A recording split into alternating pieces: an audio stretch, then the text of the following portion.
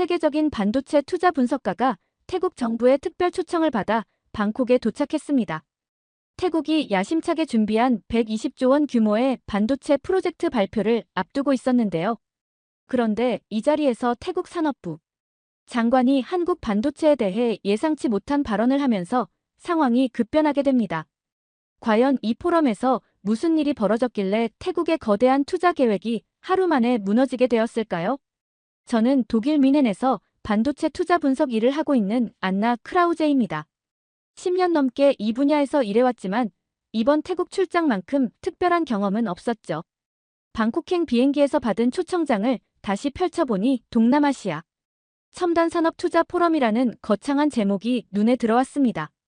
창밖으로 보이는 구름들을 바라보며 생각에 잠겼어요. 태국 정부가 왜 저를 이 포럼에 초청했을까 하는 의문이 들었거든요. 물론 저희 회사가 동남아 반도체 시장 분석으로 유명하긴 하지만 이런 대규모 정부 행사에 개별 분석가를 부르는 경우는 흔하지 않았습니다. 혹시 태국이 반도체 산업에 본격적으로 뛰어들려는 건 아닐까 싶었죠. 비행기 안에서 미리 받은 자료들을 다시 살펴봤습니다. 태국이 계획하고 있는 반도체 프로젝트의 규모가 상당했어요. 120조 원이라는 투자 규모는 동남아시아 어떤 국가도 시도해보지 않았던 수준이었죠. 그런데 자료를 읽어보면서 조금 이상한 느낌이 들었습니다. 한국 반도체 산업에 대한 언급이 계속 나오는데 마치 경쟁 상대로 설정해 놓은 것 같았거든요. 특히 눈에 띄었던 부분은 기존 반도체 강국의 독점 체제를 깨뜨리겠다는 표현이었어요. 누구를 지칭하는지는 명확하지 않았지만 문맥상 한국을 의미하는 것 같았습니다. 저로서는 좀 의아했죠. 한국 반도체 기업들과 경쟁하겠다는 건 좋지만 그들의 기술력을 과소평가하는 건 아닌지 걱정스러웠거든요. 방콕 수완나품 공항에 도착하자마자 느껴지는 열기와 습기가 독일의 서늘한 날씨와는 완전히 달랐습니다. 공항에서 저를 맞이한 태국 산업부 직원은 매우 정중했고 차량으로 이동하는 동안 이번 포럼의 규모에 대해 설명해 주었어요. 100여 명의 글로벌 투자자와 산업 전문가들이 참석할 예정이라는 말에 조금 긴장이 되기 시작했죠. 호텔로 가는 길에 방콕의 야경을 바라보며 이런 생각이 들었습니다. 태국이 정말 반도체 산업에서 성공할 수 있을까 하는 의문이었어요. 물론 태국은 제조업 기반이 탄탄하고 인력도 풍부하지만 반도체는 완전히 다른 영역이거든요. 특히 최첨단 기술이 필요한 분야에서는 더욱 그렇죠. 호텔에 체크인한 후 포럼 자료를 더 자세히 살펴봤습니다. 태국 정부가 발표할 계획은 정말 야심찬 것이었어요. 동남아시아 최대 규모의 반도체 제조단지를 건설하고 글로벌 기업들을 유치해서 한국과 대만을 제치고 아시아 반도체 허브가 되겠다는 내용이었습니다. 그런데 구체적인 기술력 확보 방안이나 인력 양성 계획은 상당히 모호했어요. 더 놀라운 건 한국 반도체에 대한 분석 자료였습니다. 한국 반도체 산업은 곧 한계에 부딪힐 것이라는 예측이 여러 차례 등장했거든요. 저로서는 이해하기 어려운 분석이었습니다. 제가 지금까지 본 데이터로는 한국 반도체 기술이 여전히 세계 최고 수준을 유지하고 있었기 때문이죠. 다음 날 아침 포럼장인 방콕 컨벤션 센터에 도착했을 때의 웅장함은 정말 압도적이었습니다. 거대한 현수막에는 동남아시아 반도체의 새로운 시대라는 문구가 영어와 태국어로 적혀 있었고 입구에서부터 각국 언론사 카메라들이 줄을 서 있었죠. 등록 데스크에서 명찰을 받으며 주변을 둘러보니 정말 다양한 국적의 사람들이 모여 있었습니다. 오프닝 세션이 시작되기 전 로비에서 다른 참석자들과 인사를 나누는데 대화 주제가 자연스럽게 아시아 반도체 시장 현황으로 흘러갔어요. 한 싱가포르 투자자는 한국 반도체 기술이 워낙 앞서가고 있어서 다른 나라들이 따라잡기 어려울 것 같다고 말했고 일본에서 온 애널리스트는 삼성과 SK하이닉스의 기술력은 정말 대단하다며 고개를 끄덕였습니다. 저도 그들의 의견에 동의했죠. 지난 몇 년간 분석해본 결과 한국 반도체 기술은 정말 독보적이었거든요. 특히 메모리 반도체 분야에서는 아직 한국을 따라올 나라가 없다고 봤습니다. 그런데 이상하게도 태국 관계자들의 표정은 별로 좋아 보이지 않았어요. 마치 자신들만의 비밀 계획이 있는 것처럼 자신만만해 보였습니다. 포럼이 본격적으로 시작되면서 메인 홀로 이동했습니다. 1000명 정도가 들어갈 수 있는 대형 홀이었는데 무대 중앙에는 거대한 스크린이 설치되어 있었어요. 개회사를 마치고 첫 번째 발표자로 태국 산업부 장관이 단상에 올랐죠. 나이는 50대 중반 정도로 보였고 카리스마 넘치는 외모에 자신감이 넘쳐 보였습니다. 장관은 프레젠테이션을 시작하면서 먼저 태국의 제조업 성과를 자랑했어요. 태국은 이미 동남아시아 제조업의 허브 역할을 하고 있습니다. 자동차, 전자제품 등 다양한 분야에서 세계적인 기업들이 태국을 생산 기지로 선택했죠. 이 부분은 사실이었습니다. 태국의 제조업 인프라는 정말 잘 갖춰져 있었거든요.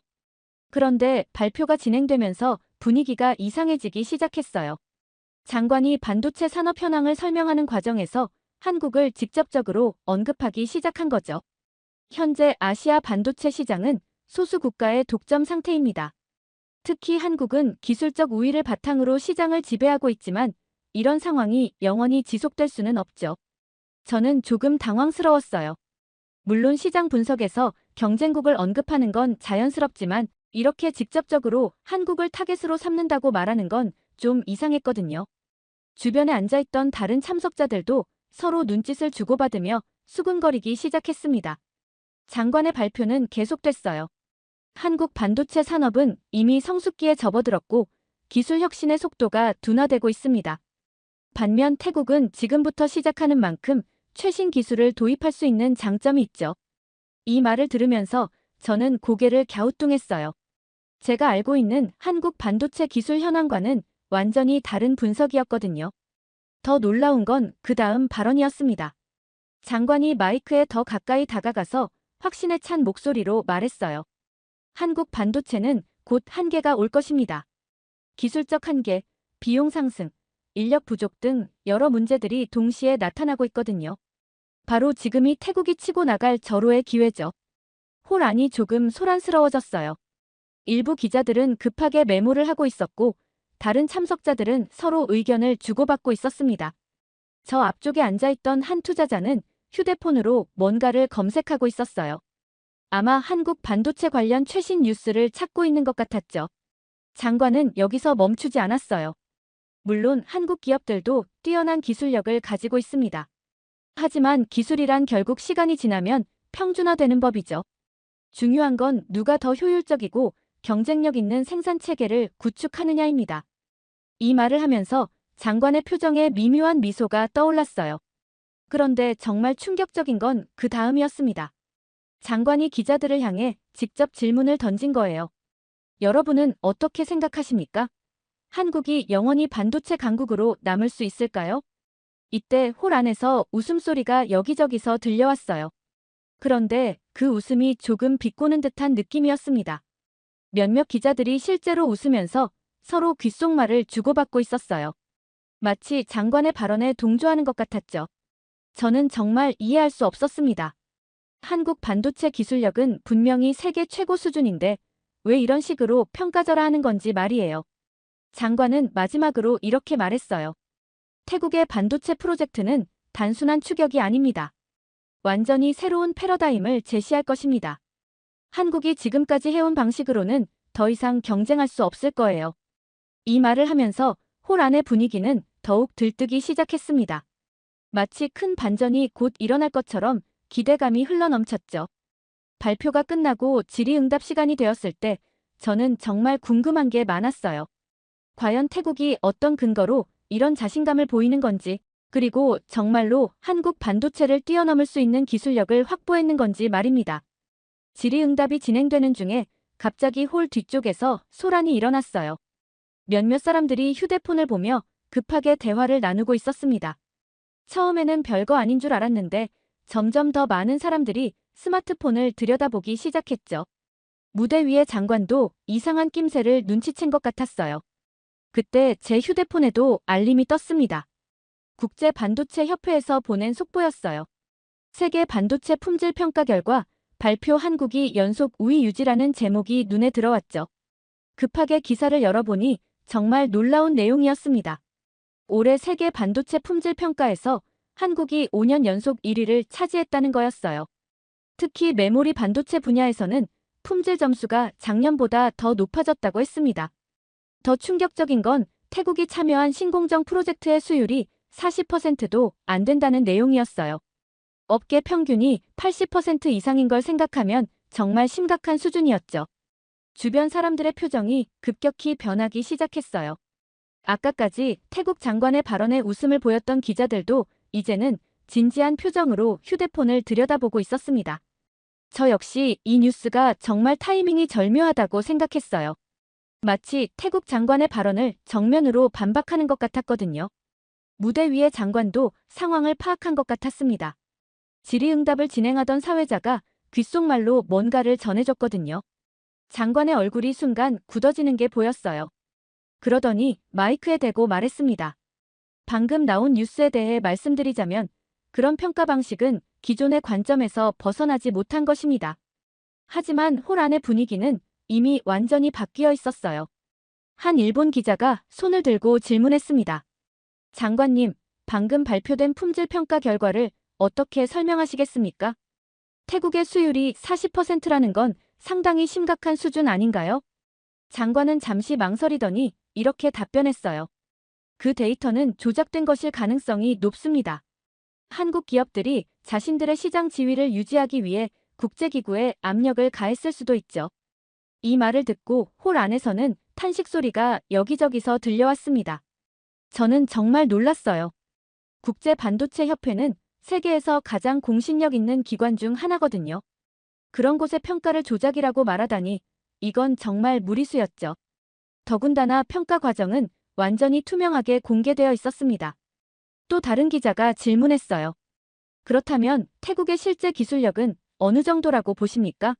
구체적인 데이터를 제시해 주실 수 있나요? 이때 장관의 표정이 더욱 어두워졌습니다. 명확한 답변을 하지 못하고 계속 추상적인 말만 반복했어요. 바로 그때 또 다른 속보가 들어왔습니다.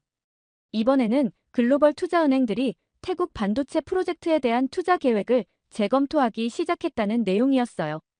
아까까지만 해도 적극적인 투자 의사를 밝혔던 유럽과 미국의 주요 펀드들이 갑자기 신중한 입장으로 돌아선 거죠. 제 옆에 앉아있던 싱가포르 투자자가 작은 소리로 말했어요. 이제 상황이 완전히 바뀌었군요. 태국 정부가 너무 성급하게 나섰던 것 같아요. 저도 그 말에 공감했습니다. 아무리 야심찬 계획이라도 현실적인 기술력이 뒷받침되지 않으면 의미가 없었거든요. 장관은 결국 질의응답을 조기에 마무리하고 무대에서 내려왔어요. 그런데 내려오면서도 계속 확신에 찬 표정을 유지하려고 애쓰는 게 보였습니다. 마치 이 모든 상황이 일시적인 것일 뿐이라고 말하고 싶어 하는 것 같았어요. 휴식 시간이 되자 홀 안은 완전히 술렁거렸습니다. 참석자들이 삼삼오오 모여서 방금 일어난 일에 대해 이야기를 나누고 있었어요. 대부분의 의견은 태국이 너무 과대망상을 했다는 쪽이었습니다. 저 역시 이번 일로 태국의 반도체 계획에 대해 회의적인 시각을 갖게 되었죠. 휴식 시간 동안 로비에서 다른 참석자들과 대화를 나누면서 분위기를 파악해봤습니다.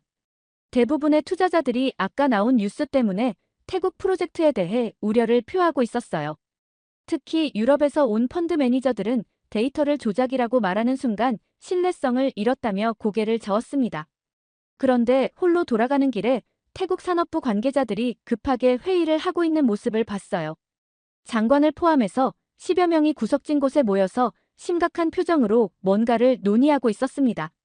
저는 그들 근처를 지나가면서 몇 마디를 들을 수 있었죠. 이 상황을 어떻게 돌려놓을 건가요? 젊은 관료가 걱정스러운 목소리로 물었어요. 장관은 여전히 자신감을 잃지 않으려고 애쓰고 있었습니다. 아직 끝난 게 아니야. 우리에게는 다른 카드가 있다고 했잖아. 다른 카드라는 게 뭘까요? 저는 궁금했지만 더 이상 엿들을 수는 없었어요.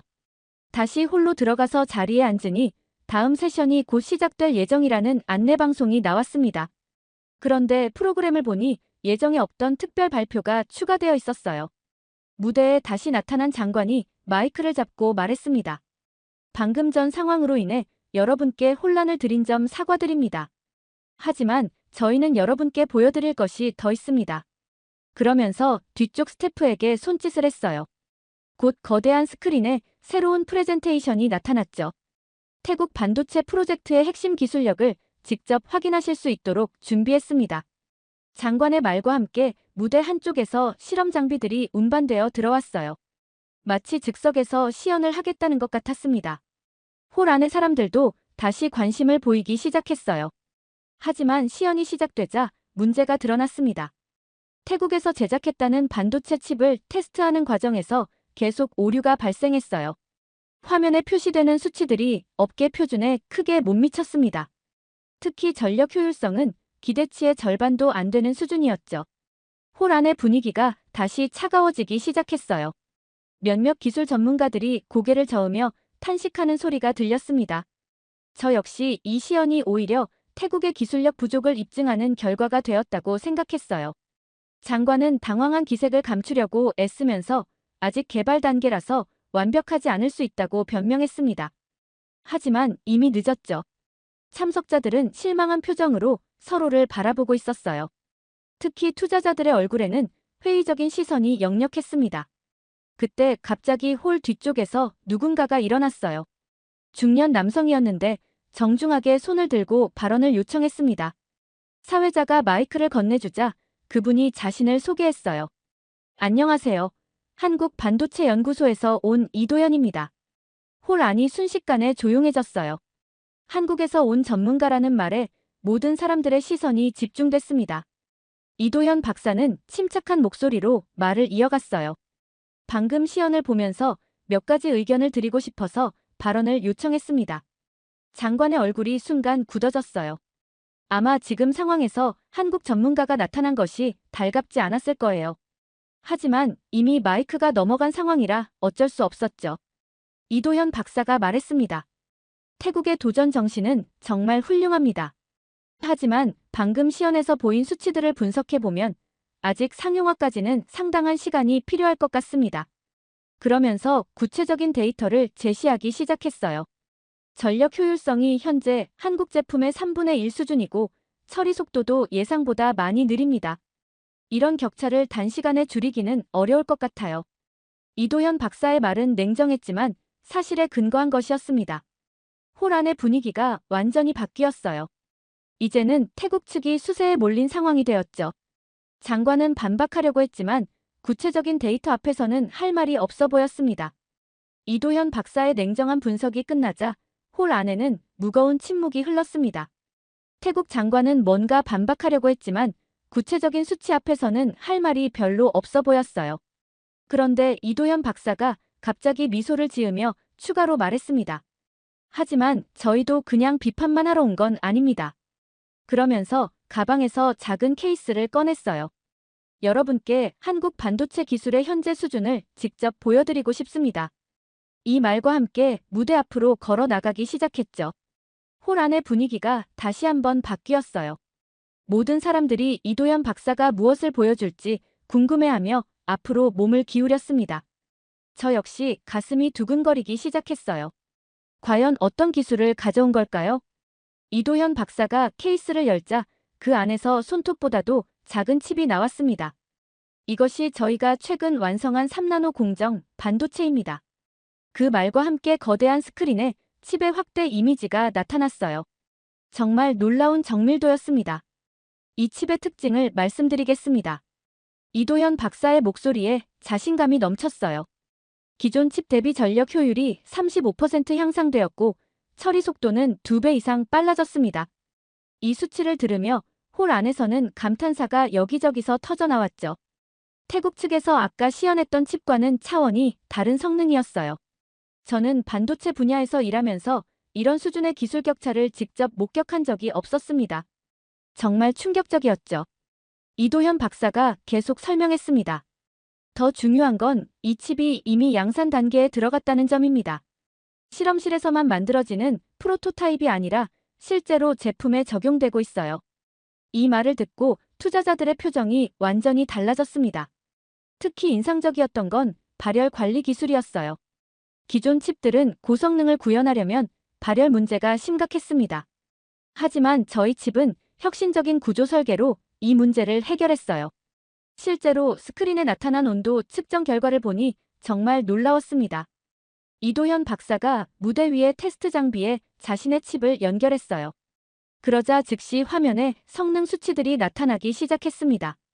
아까 태국에서 시연했던 것과는 비교도 안 되는 수준이었죠. 연산 속도, 전력 효율, 안정성 모든 면에서 압도적이었어요. 홀 안의 분위기가 완전히 뒤바뀌었습니다.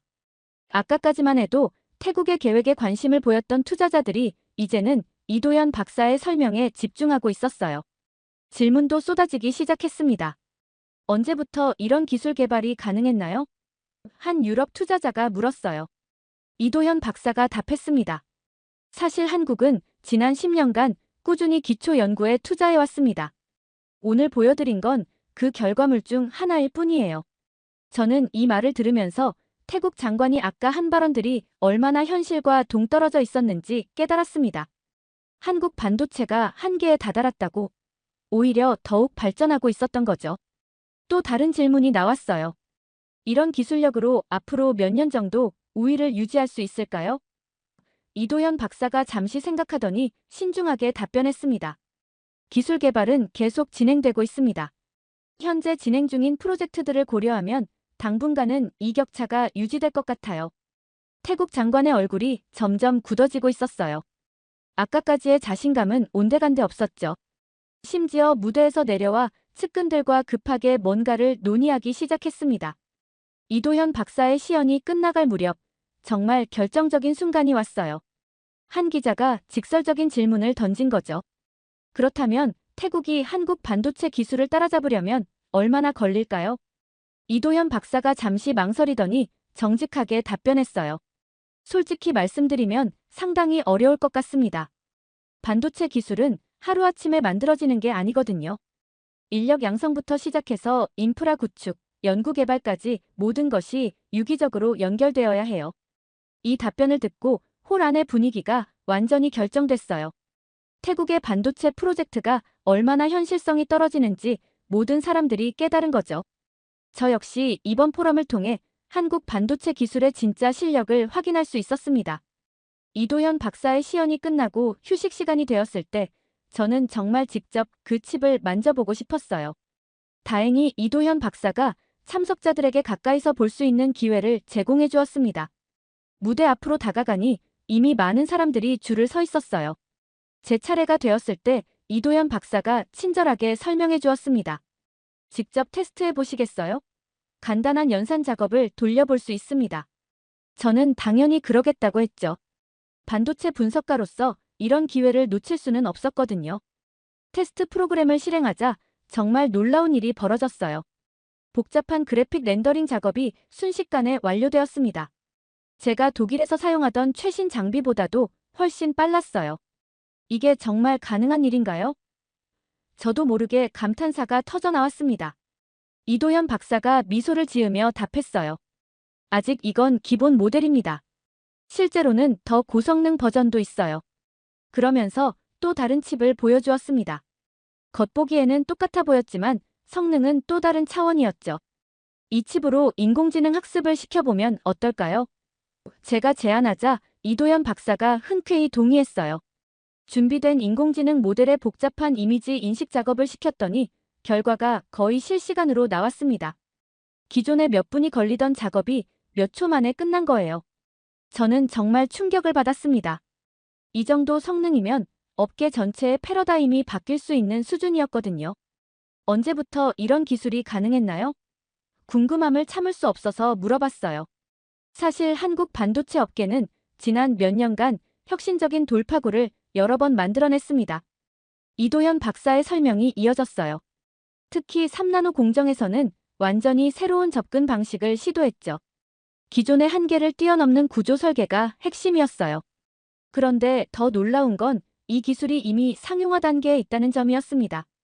올해 하반기부터 본격적인 양산에 들어갈 예정입니다. 스마트폰, 컴퓨터, 서버까지 다양한 분야에 적용될 거예요. 이도현 박사의 말을 듣고 저는 한국 반도체 산업의 미래가 정말 밝다고 생각했어요. 주변에서 테스트를 지켜보던 다른 참석자들도 비슷한 반응을 보였습니다. 특히 투자자들의 관심이 뜨거웠어요. 한국 반도체 기업에 투자할 수 있는 방법이 있나요? 한 펀드 매니저가 급하게 물어봤습니다. 우리 회사 주식을 사야겠네요. 다른 투자자가 농담 반 진담 반으로 말했어요. 하지만 그 표정은 진지했습니다. 이 정도 기술력이면 투자 가치가 충분하다고 판단한 것 같았죠. 저도 마찬가지였어요. 독일로 돌아가서 회사에 보고할 내용이 완전히 바뀌었거든요. 원래는 태국의 반도체 프로젝트에 대한 투자 가능성을 검토하러 왔었는데 이제는 한국 기업들과의 협력 방안을 모색해야 할 것 같았습니다. 테스트를 마치고 이도현 박사와 개인적으로 대화할 기회가 있었어요. 한국 반도체 기술이 이렇게 발전한 비결이 뭔가요? 제가 물어보니 그분이 생각에 잠기더니 답변해 주었습니다. 꾸준한 연구개발 투자와 우수한 인력, 그리고 끊임없는 도전 정신이라고 생각해요. 특히 실패를 두려워하지 않고 새로운 시도를 계속하는 문화가 중요했죠. 이 말을 들으며 저는 한국 반도체 산업의 성공 요인을 이해할 수 있었습니다. 앞으로도 이런 혁신이 계속될까요? 제가 추가로 물어보니 이도현 박사가 확신에 찬 목소리로 답했어요. 물론입니다. 이미 차세대 기술 개발도 진행 중이거든요. 아마 몇 년 후에는 오늘 보여드린 것보다 더 놀라운 기술을 만나실 수 있을 거예요. 그때 멀리서 태국 장관이 측근들과 심각한 대화를 나누는 모습이 보였어요.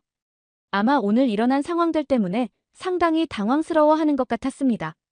120조 원 프로젝트에 대한 재검토가 불가피할 것 같았죠. 이도현 박사와의 대화가 끝나고 다시 자리로 돌아가는 길에 태국 측 관계자들의 표정을 유심히 살펴봤습니다. 아침에 봤던 자신만만한 모습은 완전히 사라져 있었어요. 대신 걱정과 당황스러움이 역력했죠. 특히 장관은 계속해서 휴대폰으로 누군가와 통화를 하고 있었습니다. 홀로 돌아가는 도중에 우연히 태국 관계자들의 대화를 들을 수 있었어요. 그들이 영어로 이야기하고 있었거든요. 이런 상황에서 어떻게 프로젝트를 계속 진행할 수 있겠어요? 젊은 관료가 절망적인 목소리로 말했습니다. 아직 포기하기는 이르다. 장관이 답했지만 그의 목소리에는 확신이 없었어요. 다른 방법을 찾아봐야 한다. 하지만 구체적인 대안을 제시하지는 못했습니다. 저는 이들이 처한 상황이 정말 심각하다는 걸 느낄 수 있었죠. 다시 홀에 들어가니 분위기가 완전히 바뀌어 있었습니다. 오전에는 태국의 발표에 관심을 보였던 투자자들이 이제는 서로 한국 반도체에 대해 이야기하고 있었어요. 정말 놀라운 기술력이야. 우리도 한국 기업들과 파트너십을 맺어야겠어. 이런 대화들이 여기저기서 들려왔습니다. 제 옆자리에 앉아있던 일본 애널리스트가 저에게 말을 걸었어요. 안나 씨는 어떻게 생각하세요? 오늘 본 것 중에서 가장 인상적이었던 게 뭐였나요? 저는 잠시 생각해보고 답했습니다. 기술적 격차가 생각보다 훨씬 크다는 점이었어요. 맞아요. 저도 그렇게 생각해요. 그분이 고개를 끄덕였습니다. 태국이 아무리 투자를 많이 해도 이 격차를 단시간에 줄이기는 어려울 것 같아요. 저도 그 의견에 동의했죠. 반도체 기술은 하루아침에 만들어지는 게 아니었거든요. 그때 갑자기 홀 뒤쪽에서 소란이 일어났어요. 태국 장관이 급하게 무대로 올라가는 모습이 보였습니다. 무언가 중요한 발표를 할 것 같았어요. 홀 안의 모든 사람들이 다시 주목하기 시작했죠. 장관이 마이크를 잡고 말했습니다. 여러분, 잠시만 시간을 내주시기 바랍니다. 그의 목소리에는 아침과는 완전히 다른 뉘앙스가 있었어요. 자신감 대신 조심스러움이 느껴졌습니다. 오늘 여러 상황들을 보면서 많은 것을 배웠습니다. 장관이 천천히 말을 이어갔어요. 특히 한국의 기술력을 직접 목격하면서 반도체 산업의 현실을 더 정확히 파악할 수 있었죠. 이 말을 들으며 홀 안이 조용해졌습니다. 저는 장관이 무슨 말을 하려는지 대충 짐작할 수 있었어요.